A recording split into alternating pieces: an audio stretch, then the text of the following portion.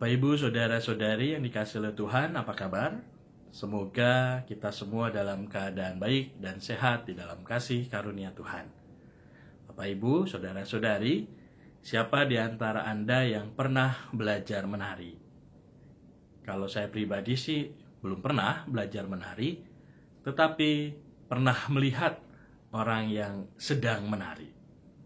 Dan rasa-rasanya gerakan atau tarian itu menjadi indah, menjadi bagus adalah saat tarian atau gerakan itu menyesuaikan irama atau lagu dari alat musik yang mengiringi tarian tersebut.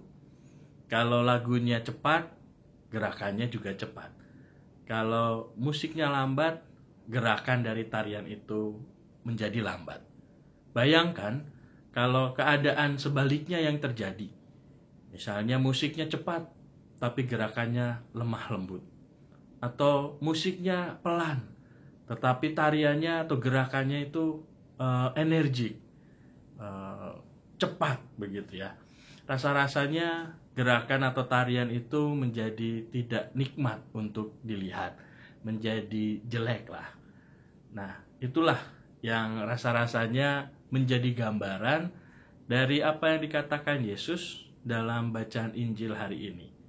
Yesus mengkritik orang-orang sejamannya, terutama orang Farisi, orang ahli kitab, yang mengatakan bahwa mereka itu seumpama anak-anak yang di pasar berseru-seru, "Kami meniup seruling bagimu, tapi kalian tidak menari. Kami menyanyikan kidung duka, tapi kalian tidak menangis." Artinya tidak ada keharmonisan, tidak ada keselarasan, tidak ada kebersamaan antara apa yang dimaui dan diajarkan oleh Yesus dengan apa yang menjadi pikiran dan kehendak hati mereka. Dan seringkali mereka bertentangan dengan Yesus. Dan akhirnya relasi mereka seperti orang yang menari tanpa aturan, tanpa mengikuti iringan lagu tersebut, menjadi tidak baik, menjadi tidak nyaman untuk dilihat. Dan kita tahu akhirnya bahwa ketidakharmonisan ini membuat Yesus harus wafat di kayu salib. Nah, Bapak, Ibu, Saudara-saudari yang terkasih, kita diundang sebagai seorang penari yang menarikan tarian kita menyesuaikan dengan lagu, dengan musik yang ditiupkan atau dimainkan oleh Yesus sendiri. Apa musik yang dimainkan oleh Yesus?